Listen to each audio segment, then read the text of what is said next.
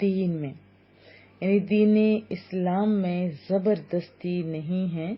قد تحقیق تبینہ ظاہر ہو گئی، رشد ہدایت، کیا ہدایت سیدھی راہ یعنی راہ راست پر ہونا.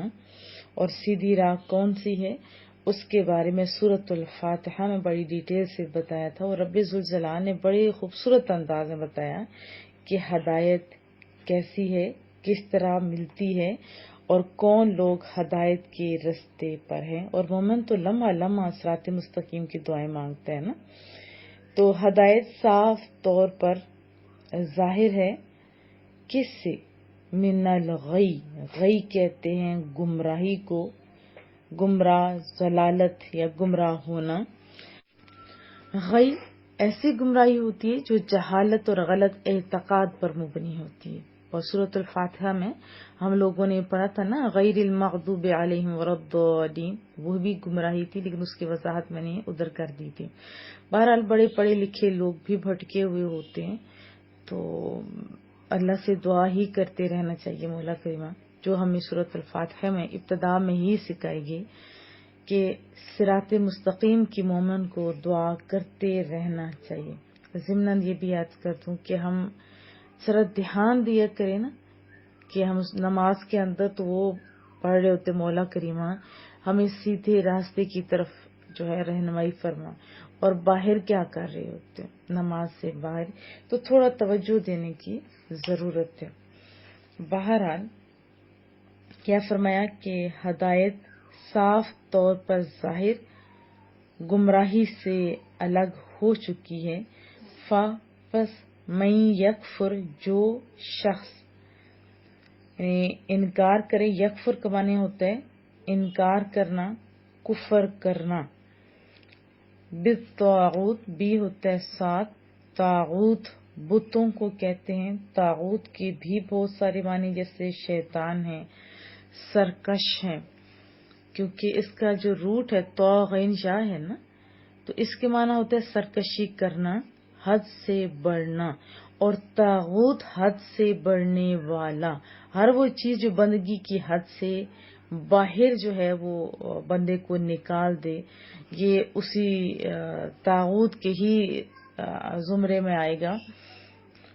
اور بعض علماء نے تو یہ جو گیمز ہوتی ہیں اور اس کے علاوہ جو نفس ہوتا ہے، اور یعنی اللہ کے علاوہ جتنی چیزیں بھی ہیں، جیسے غیر مسلم لوگ درختوں کو بھی خدا بنائے بیٹھے ہوتے ہیں، پتھروں کو بھی خدا بنائے بیٹھے، تو یہ سارے طاغوت کے زمرے میں ہی لکھے گئے ہیں.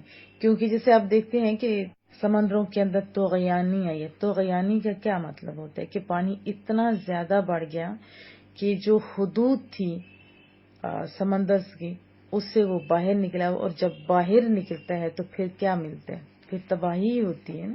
تو یہ بھی جب دائرے سے انسان باہر نکلتا ہے تو گمراہ ہو جاتا ہے اور اپنے آپ کو ہی نقصان پہنچا رہا ہوتا ہے. بہرحال بالطاغوت کا معنی ہوگا طاغوت سے یا بتوں سے. وَيُؤْمِنْ، اور ایمان لائے، باللہ اللہ پر. پس قد تحقیق استمسکا پکڑا اس نے، استمسکا پکڑا اس نے. اور اس کا معنی عام پکڑنا نہیں ہوتا بلکہ مضبوطی کے ساتھ پکڑنا ہوتا ہے. بالعروہ، بالعروہ ہوتا ہے سہارا، یعنی وہ چیز جس سے پکڑا جائے یا قبضہ کیا جائے.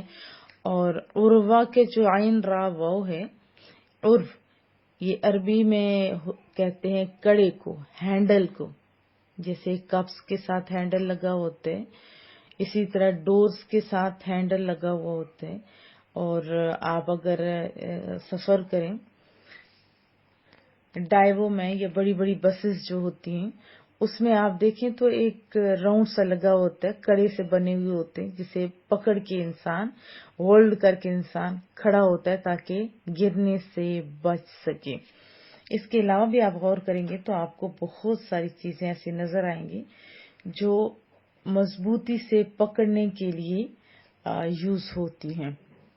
تو مضبوطی مراد ہے یہ نہ ہو کہ پکڑیں تو بندہ گر جائے، ایسے کڑے نہیں جو مضبوط ہوتے ہیں. بہرحال فمن یکفر بالطاغوت ویؤمن باللہ فقد استمسک بالعروۃ الوثقی، تو جو شخص بتوں سے اعتقاد نہ رکھے اور خدا پر یعنی اللہ تعالی پر ایمان لائے، اس نے ایسی مضبوط رسی ہاتھ میں پکڑ لی جو کبھی ٹوٹنے والی نہیں ہے۔ لا نہیں انفصام، کسی طرح ٹوٹنا، اور ایک اور اس کا معنی ہے بالکل کٹ کر علیحدہ ہو جانا۔ تو کیا فرمایا کہ یہ ایسا مضبوط تعلق ہے کہ لا انفصام لہا، لا ہوتا ہے واسطے ہاں اس کے، جو کبھی ٹوٹنے والا نہیں، یعنی جو پکڑ لیتا ہے پھر وہ اس کا دنیا اور آخرت میں کوئی ناکامی والا رستہ نہیں ہو سکتا، بلکہ وہ مضبوط ترین ہے، ایسا مضبوط ترین جو کبھی ٹوٹنے والا نہیں ہے۔ واللہ، اور اللہ تعالی، سمیع، سب کچھ سننے والا۔ سمیع کا معنی ہوتا ہے سننے والا، اور یہاں پہ مراد کون سی آپ جانتے ہیں کہ وہ ذات کریم جس کی سماعت ہر شے پر حاوی ہے، سب سے زیادہ سننے والا۔ اور سمیع کا معنی بہت پیارا ہے، ویسے تو آپ بھی سنتے ہیں، میں بھی سنتی ہوں، لیکن یہ کون سا سننے والا؟ وہ ذات کریم جس کی سماعت ہر شے پر، ہر چیز پر حاوی ہے، وہ ایسا سننے والے جو من کی نگری کے اندر اٹھنے والے خیالات کو بھی سن سکتا ہے، جو ہر مخلوق کی آواز کو سن سکتا ہے۔ علیم، بڑا جاننے والا، یہ بھی مبالغہ کا صیغہ ہے۔ واللہ سمیع علیم، اور اللہ تعالیٰ سب کچھ سنتا ہے اور سب کچھ جانتا ہے۔ اب اسلام کے دشمنوں نے دیکھیں بڑے پروپیگنڈے کیے، بہت ہر دور میں ہوتے رہے، اور اسپیشلی یہ کہ لوگوں کو زبردستی مسلمان بنانے کا الزام بھی انہوں نے کیا، تو قرآن کریم نے اس کا رد پہلے ہی کر دیا تھا۔ اللہ ہے نا، اسے تو پتہ ہے، اور فرمایا کہ دین کے معاملے میں جبر اور اکراہ کا تو سوال ہی پیدا نہیں ہو سکتا، کیونکہ دین کی بنیاد کیا ہے؟ ایمان، اور ایمان کا تعلق کس سے ہوتا ہے؟ دل سے نا، اور دل پر جبر اور اکراہ کے سامنے سر تسلیم خم کرنا جانتا ہی نہیں۔ اور پھر دیکھیں کہ اسلام بحیثیت دین انسان کی باطنی اور قلبی دونوں کی اصلاح اور درستی کرنا چاہتا ہے، یہ ہم نے بارہا پڑھا۔ اگر کسی کے گلے میں آپ جبرن زبردستی پھندا ڈال دیں تو کیا اس کی روحانی اصلاح ہو جائے گی؟ اور کیا اسلام کا مقصد حاصل ہو جائے گا؟ اگر نہیں، اور یقیناً نہیں، تو پھر ایسے شخص کو مسلمان کرنے میں اسلام کو کیا دلچسپی ہو سکتی؟ یہ تو ہوا اس بہتان کا جو ہے جواب، جو بہت سننے میں آتا ہے۔ بہرحال 14 صدیاں گزرنے کے بعد بھی آج بھی ہندو پاک کے میدانوں میں، مراکش کے صحراؤں میں، ہمالیہ کی چوٹیوں میں، اور بحر اوقیانوس کے دور افتادہ جزیروں میں، یورپ کے ہنگامہ زاد شہروں میں، اور ایشیا کے بیشتر ممالک میں ہر روز 5 دفعہ کس کی آواز آتی؟ اذان کی آواز آتی ہے نا۔ تو کیا جس دین کو ظلم و ستم کے خوف سے قبول کیا گیا، اس سے لوگوں کی عقیدت کا یہ عالم ہوا کرتا ہے؟ بلکہ یہاں تو اسلام کے متوالوں کو ستایا گیا، ظلم بھی تو ان پہ کیے گئے، انہیں تختہ دار پر بھی لٹکایا گیا، پروپیگنڈے کے طوفان امڑ کر آئے، لیکن اپنا سر پٹخ پٹخ کر رہ گئے۔ ان اللہ کے بندوں کو جو عقیدت اپنے رب کریم سے تھی، جو عشق اپنے محبوب اور پیارے رسول سے تھا، اور جو محبت انہیں دین مصطفیٰ سے تھی، دین حق سے تھی، اس میں ذرا برابر کمی نہیں ہوئی۔ شروع سے آپ دیکھتے ہیں حضرت بلال سے لے کے بڑی بڑی ہستیاں جو ہیں اس جبر کے سامنے آئیں، لیکن کیا کسی کی محبت میں کمی آئی؟ نہیں نا۔ اور ایک اور چیز جو ادھر بتائی جا رہی کہ اسلام جس طرح یہ گوارا نہیں کرتا نا کہ کسی کو جبرن مسلمان بنایا جائے، اسی طرح وہ یہ بھی برداشت نہیں کرتا کہ کوئی اس کے ماننے والوں پر تشدد کر کے انہیں اسلام سے برگشتہ کر دے، اسلام سے دور کر دے، یا جو خوشی سے اسلام کی برادری میں شریک ہونا چاہتے ہیں ان کو ایسا کرنے سے زبردستی روکا جائے۔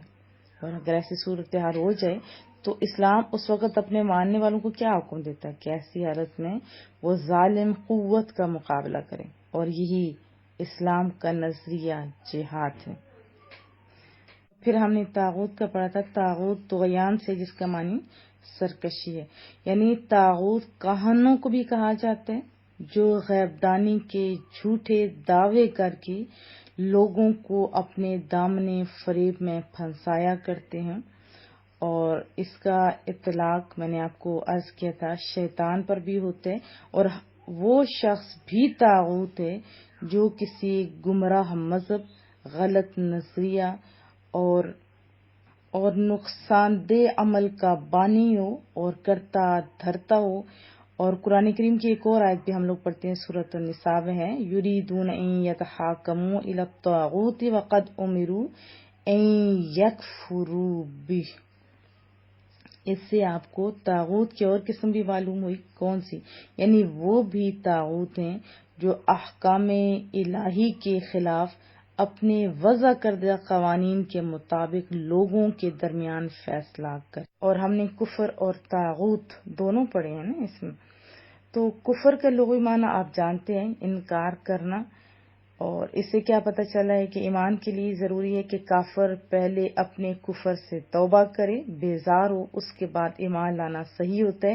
اور اگر کوئی مرتد ہو جاتا ہے تو وہ بھی صرف کلمہ پڑھ لینے یا مسلمانوں والا کام دوسرا کام کر لینے سے مسلمان نہ ہوگا جب تک کہ اپنی ارتداد سے توبہ نہ کرے، یعنی سچے دل سے شرمندہ ہو کے توبہ کر کے اسلام کی طرف مائل ہو جائے۔ ساتھ ہمیں یہ بھی حکم ملا ہے نا کہ طاغوت سے بچے رہو، تو اس سے ایک اور بات سمجھ آئی کہ اسلام پر مضبوطی سے وہی قائم رہ سکتا ہے جو بے دینوں کی صحبت، ان کی الفت، ان کی کتابیں دیکھنے، ان کے وعظ سننے سے بھی دور رہے، اور جو ایمان کی رسی پر خود ہی چھریاں چلائے گا، ادھر ادھر تانکا جھانکی کرتا رہے گا، ہر ایک کے اوپر کان کھول کے بیٹھا رہے گا، تو کیا کرے گا؟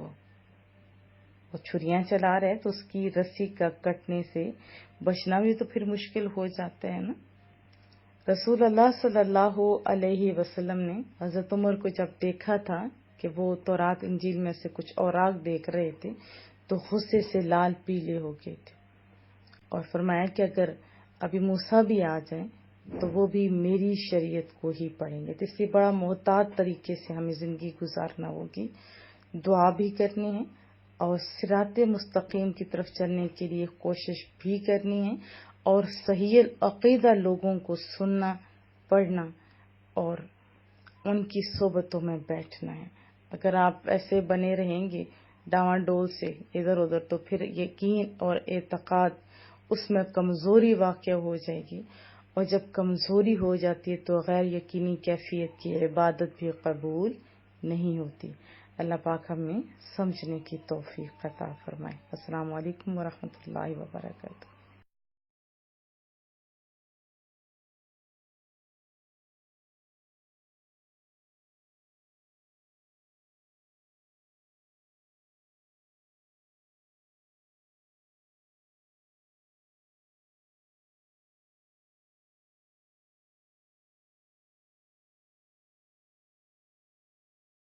لا إكراه في الدين قد تبين الرشد من الغي۔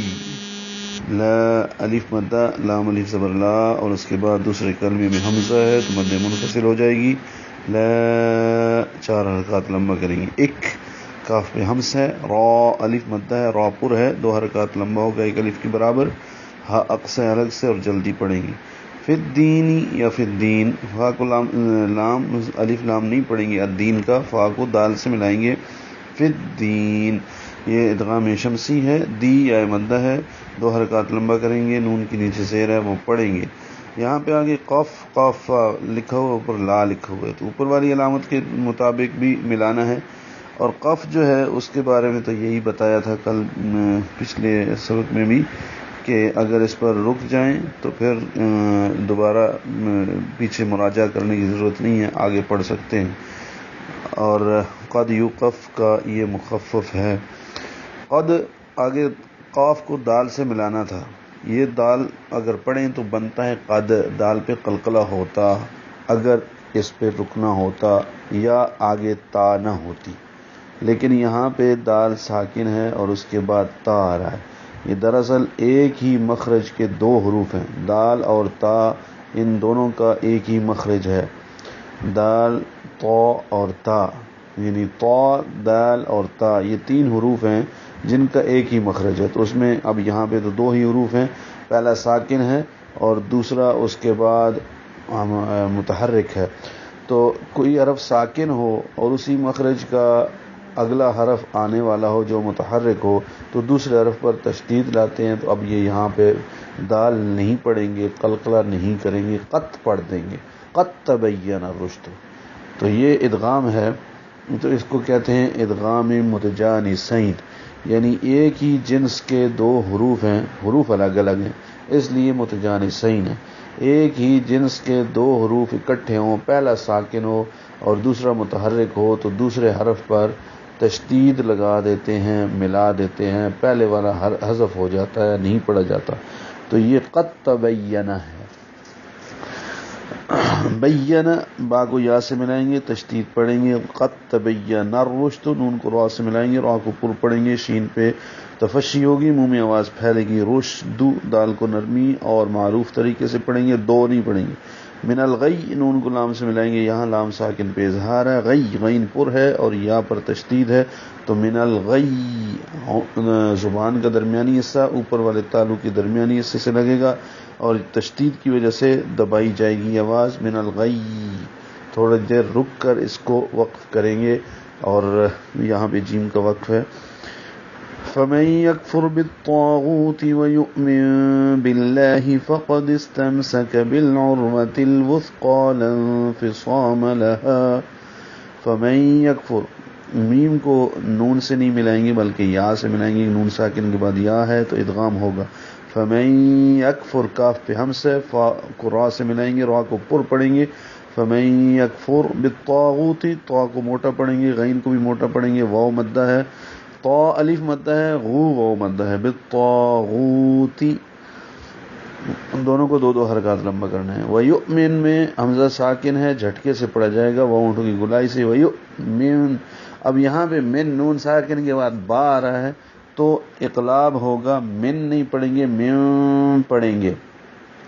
وَيُؤْمِن بِاللَّهِ، باللہ میں لام اسم جلالہ کو باریک پڑھیں گے کیونکہ پیچھے با کے نیچے زیر ہے۔ فقد استمسک میں قاف کو موٹا پڑھیں گے اور استمسک ہے، یہ ملا کے پڑھنے کی صورت میں دس ہو گیا، دال کے نیچے زیر لگائی، فقد استمسک، دونوں سین میں سیٹی جیسی آواز پڑھیں گے، پہلے پہ ہمس ہوگا، فقدس، تم میم ساکن پہ اظہار ہے، کاف باریک ہے، بالعروۃ الوثقی، لام ساکن پہ اظہار ہے، عروہ عین وسط حلق سے، را پر ہے، وہ ہونٹوں کی گلائی سے، بالعروۃ الوثقی، تا مربوطہ ہے، لام سے ملائیں گے اظہار ہوگا، بالعروہ یعنی بالعروۃ الوثقی، واو کو ثا سے ملائیں گے، ثا کو نرمی سے پڑھیں گے اور اس میں بھی ہمس ہوتا ہے، قاف موٹا پڑھیں گے اور کھڑا زبر دو حرکات لمبا کریں گے، بالعروۃ الوثقی۔ یہاں پہ قاف کی علامت ہے وقف کی، جو کہ قیل علیہ الوقف کا خلاصہ ہے، اس پر نہیں ٹھہرنا چاہیے، لیکن اگر وقف کر لیا گیا ہو تو کوئی حرج نہیں، اعادہ کی ضرورت نہیں۔ اور قاف میں جو میں نے بتایا اس میں قد یوقف کا وہ مخفف ہے اور اس پر وقف ہو گیا تو کوئی حرج نہیں، البتہ وہاں پہ وقف اختیاری جو ہے وہ بہتر نہیں۔ لا انفصام میں لام کو انفصام ہے، ملا کر پڑھنے کی صورت میں لا انفصام ہو گیا، اخفا کریں گے نون ساکن کے بعد فا آنے کی وجہ سے، فصا صاد کو موٹا پڑھیں گے، دو حرکات لمبا کریں گے اور میم پر زبر جلدی سے پڑھیں گے، لہا، ہا کو حرک سے نکالیں گے اور دو حرکات لمبا کریں گے اور وقف کر دیں گے۔ واللہ سمیع علیم، واللہ میں لام اسم جلالہ کو پر پڑھیں گے کیونکہ پیچھے واو پر زبر ہے، واللہ سمیع میں سین سیٹی جیسی آواز سے، می یا مدہ ہے، دو حرکات لمبا کریں گے، عن میں تنوین ہے، اور اس کے بعد عین حروف اظہار میں سے آ رہا ہے اس لیے اظہار ہوگا. سمیع علیم، اور علیم ان میں عین وسط حلق سے لی یا مدہ ہے، میم ساکن پہ وقف کر دیں گے تو اظہار کریں گے علیم. اور اگر ملانا ہو تو یہ علیم اللہ ہوگا، کیونکہ لفظ اللہ کا جو حمزہ ہے وہ عارضی ہے، تو ملانے کی صورت میں نون قطنی کا قاعدہ لگائیں گے. جیسے قل هو اللہ احد اللہ الصمد میں نون قطنی کا قاعدہ ہے، اسی طرح یہاں پہ بھی علیم اللہ ہوگا. لیکن چونکہ وقف ہو گیا، آیت ختم ہو گئی، اس لیے ہم رک گئے اور اظہار کر دیا میم ساکن. اللہ ولی الذین آمنوا یخرجهم من الظلمات الى النور. اللہ لام اسم جلالہ کو موٹا پڑھیں گے، 2 حرکات لمبا کریں گے، حق سے الگ سے نکالیں گے. ولیوں میں واو ہونٹوں کی گلائی سے، یا پر تشدید ہے، لی یا کو لام سے ملائیں گے، دال کو نرمی سے پڑھیں گے اور 2 حرکات لمبا کریں گے. الذین ہے یہ ولی الذین ہو جائے گا. آمنو، آ کھڑا زبر ہے، 2 حرکات لمبا کریں گے، ا سے بنا ہے آمنو. نو واو مدہ ہے، 2 حرکات لمبا کریں گے، یہاں پہ وقت نہیں کریں گے. یخرجہم میں خا موٹا پڑھیں گے اور اس پہ ہمس ہوتا ہے. یخرجہم را باریک ہے، ہم میم ساکن کے بعد آگے دوسری میم آ رہی ہے، اس لیے ادغام کریں گے، غنہ کریں گے. یخرجہم ادغام مال غنہ. من الظلمات ضا پر پڑھیں گے اور الف لام یہاں پہ نہیں پڑھیں گے، لام کو باریک پڑھیں گے. ما میم کو 2 حرکات لمبا کریں گے، تا مفتوحہ ہے لمبی تا اور اس کو پڑھیں گے. من الظلمات ہوتا ہے اگر رکنا ہو تو. الی النور، الی النور میں لام کو نون سے ملاتے ہوئے غنہ کریں گے. الی النور آواز ناک کے باں سے ملے جائیں گے 2 حرکات تک. نور کو لمبا کریں گے، مد عارض للسکون بنتی ہے وقفن، اور را پر ہے، وقف کرتے ہوئے یہ را پر ہے. الی النور، اور ملا کر پڑھتے ہوئے یہ را باریک ہے. الی النوری والذین کفروا. والذین لام کو باریک پڑھیں گے اور ذی ذال کو نرمی سے پڑھیں گے، 2 حرکات لمبا کریں گے. کفروا، کاف فا کو جلدی پڑھیں گے، را موٹا پڑھیں گے، رو واو مدہ ہے، اس کے بعد دوسرے کلمے میں حمزہ ہے تو مد منفصل ہوگی. کفروا 4 حرکات لمبا کریں گے. او واولین ہے، 1.5 حرکت لمبا ہوگا. لیا، یا پہ کھڑا زبر ہے، آگے اسی کلمے میں حمزہ بشکل یا ہے لیکن ایک ہی کلمے میں ہے اس لیے یہ مد متصل ہے. اولیاء یہ مد متصل ہے اور اس کو لمبا کر کے پڑھیں گے، 4 حرکات سے زیادہ لمبا کریں گے. ہاں اقصى حرک سے نکالیں گے، میم کو طا سے ملائیں گے، طا پر پڑھیں گے، الف لام نہیں پڑھیں گے اس کا. اور یہ پیچھے پڑھ چکے ہیں، غین کو بھی موٹا پڑھیں گے، دونوں کو 2 حرکات لمبا کریں گے. اور یہاں پہ وقت نہیں کریں گے، تا پیشتو پڑھیں گے معروف طریقے سے. یخرجونہم، خا پہ ہمس ہے، را باریک ہے، جو واو مدہ ہے، اور ہم میم ساکن کے بعد پھر میم آئی ہے. تو اسی طرح جیسے پیچھے بھی ادغام شمسی کیا تھا، ادغام شفوی کیا تھا، اسی طرح یہاں بھی ادغام شفوی ہے. ہم غنہ کریں گے. من النور، جیسے اوپر الی النور میں غنہ کیا تھا، یہاں من النور میں بھی غنہ کرنا ہے، نو کو 2 حرکات لمبا کرنا ہے.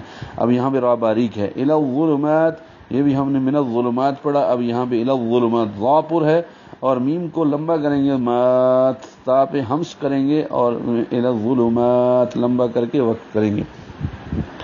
تو پورا یوں ہوگا، والذین کفروا اولیاؤہم الطاغوت یخرجونہم من النور الی الظلمات اولئک اصحاب النار. اولئک میں بھی مد متصل ہے، اولئک ایک ہی کلمے میں مد اصلی کے یعنی کھڑا زبر کے بعد حمزہ ہے تو اس لیے مد متصل ہے. 4 سے زیادہ حرکات لمبا کریں گے، 2 الف سے زیادہ لمبا کریں گے، 2.5 الف یا 3 الف.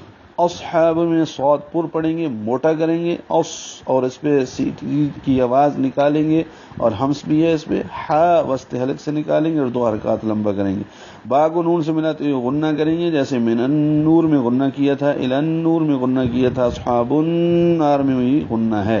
بن 2 حرکات ناک کے بعد سے آواز جائے گی. اور نار، اب یہاں پہ بھی را پر ہے وقفن، نار کیونکہ را ساکن سے پہلے اب الف اور زبر آئی ہے اس لیے را پر ہے. ملانے کی صورت میں اصحاب النار پھر را باریک ہو جائے گی.